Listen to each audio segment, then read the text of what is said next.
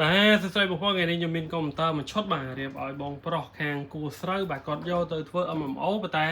ឈុត MMO នេះគាត់យក CPU Core i ធម្មតាអត់យក Xeon ទេបាទអូខេនេះបាទគឺស្អាតហើយរៀបចំហើយបាទនេះទៅខាងមុខខេសនេះធំមែនតើបាទដាក់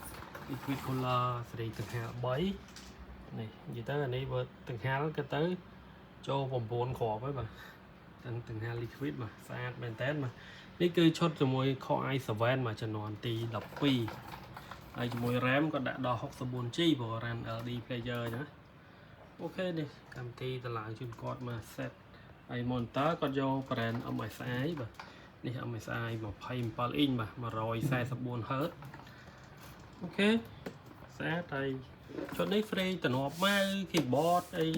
ហើយម៉ៅអីហ្នឹងជូនមក set ហើយ tele វិជាដូរភ្លើងដូរពណ៌បានទាំងអស់បាទសម្រាប់ឈុតនេះបាទអញ្ចឹងឥឡូវមកមើល spec ម៉ាស៊ីនមួយខ្ញុំបន្តិចបាទអូខេអញ្ចឹងឈុតនេះប្រើជាមួយនឹង CPU Core i7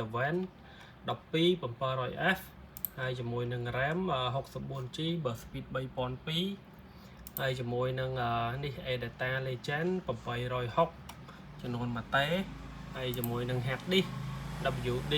ចំនួន1តេដែរបាទហើយជាមួយនឹង VGA ដាច់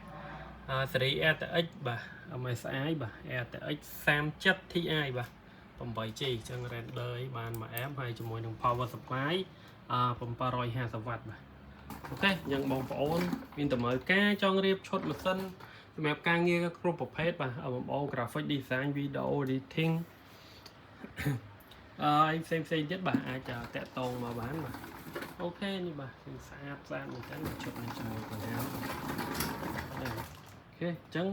ចុងក្រោយ complete follow page ម្នាក់មួយផងបាទអូខេអញ្ចឹងត្រូវការរៀបម៉ាស៊ីនអាចតាក់ទងបាន Nimol Computer លេខ Telegram 093 90 90 55បាទអូខេអរគុណ